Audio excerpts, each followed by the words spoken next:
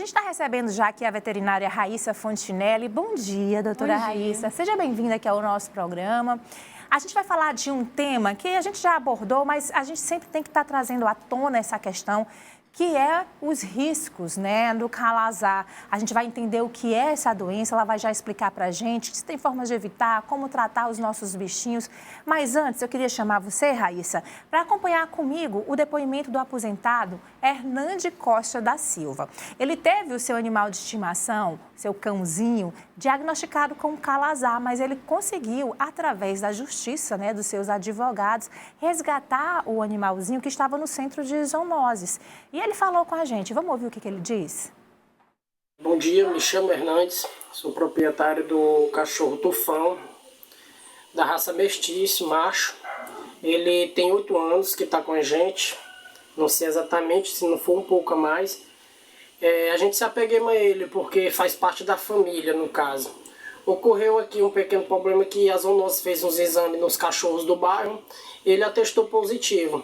Os exames foram feitos em fevereiro e em março saiu o resultado e só esse mês agora de maio foi que vieram recolher ele. Eu não estava em casa, era minha mãe que estava em casa e aí ela entregou, idosa, né?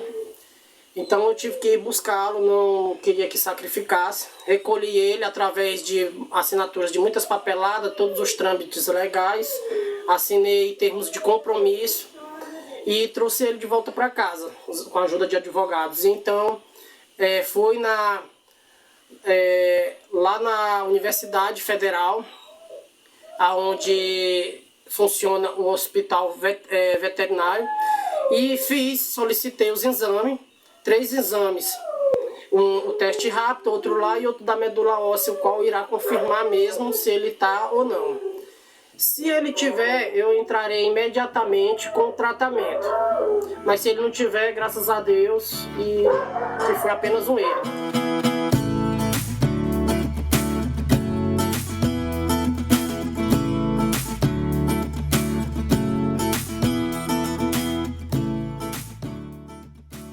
Tá aí as imagens do Tufão. Aparentemente, o Tufão está bem.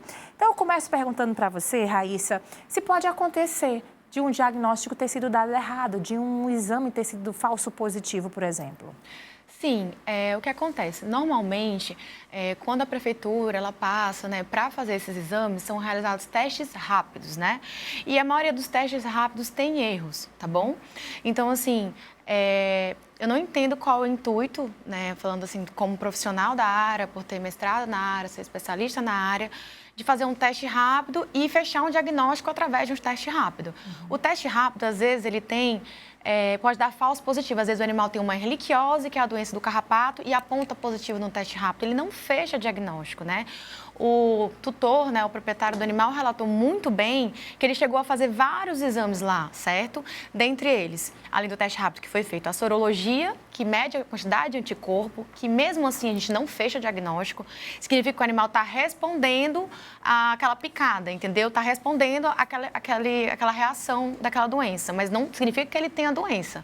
Eu só posso dizer que o animal é positivo através da pesquisa direta do parasita, que é aquele examezinho que ele falou da medula óssea, ou pulsão de linfonodo, ou raspado de focinho, entendeu? Como ele disse aí, né, ele está esperando os exames, se for positivo, ele vai iniciar o tratamento. A gente sabe que, infelizmente, em muitos casos, o destino desses cães que são apreendidos, né, e supostamente com calazar, é o sacrifício. Então, eu queria que você explicasse o tratamento é eficaz e como é que ele é feito e por que não adotá-lo ao invés do sacrifício ainda? Vamos lá. Para adotar uma política pública, né, existe todo um trâmite. Então, esse sacrifício ele foi adotado há muitos anos atrás, há décadas atrás, quando não se conhecia a doença propriamente dita, né? E acredito que desde então eles vêm deixando esse método. Mas hoje existem várias medicações no mercado, né, que diminuem toda a sintomatologia que o animal tem, né, os sintomas clínicos, né, dele, ele vai definhar, ficar molinho. E hoje a gente tem uma medicação que diminui a carga parasitária daquele animal. Entretanto, entanto, como a leishmaniose, o calazar, ele se deposita em órgãos que ocorre a produção de células sanguíneas, né? Ele sempre vai ser positivo. Só que a gente consegue diminuir a carga parasitária a um ponto de nem ser detectado nos exames. Tem pacientes que são acompanhados por mim, que a gente utilizou, né, essa medicação, só que assim, ela tem um valor muito caro, né? Mas a gente utilizou a medicação e eles todos deram negativo. Mas eles têm a doença. Significa que eu regredi a carga parasitária até certo ponto que não deu positivo em nenhum exame. Certo. A gente quis falar sobre isso, começar falando sobre essa questão por conta do depoimento. Foi um caso que gerou uma certa repercussão na semana passada aqui em Teresina. Mas eu queria que você também, doutora Raíssa, explicasse o que é o calazar para quem está em casa entender. A gente viu as imagens, né, do Tufão, o cachorrinho ali que foi o alvo, né, dessa polêmica que aconteceu. O calazar aparentemente super bem, brincando, né, bem ativo. Então, as consequências do calazar, o que ela causa no animal? Primeiro explicando o que é a doença, né? Bom, vamos lá. O calazar é uma doença que ele é transmitida através de um mosquito, né? Que é uma fêmea, Lantizomia longipalpis. E essa fêmea, ela vai picar um animal contaminado, certo? E através do aparelho bucal dela, ela transmite a doença, né? Porque ela fez o repasto do animal contaminado, tá sujo o aparelho bucal, falando de forma grosseira, e pica um outro animal e pica o ser humano, entendeu? Só que assim, eles colocam o cachorro como vilão porque é o animal mais próximo do dono. Mas os animais silvestres têm calazar, né?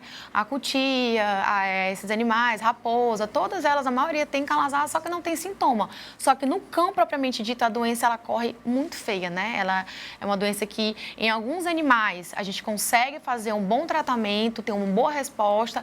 Hoje, assim, para vocês terem uma ideia, 80% dos animais que eu trato, eles respondem super bem ao tratamento. E depois que está iniciado o tratamento, você acabou de explicar para a gente que o parasita vai lá, pica o cachorro, pica o humano e transmite assim a doença. Depois que ele inicia o tratamento, ele ainda transmite o calazar?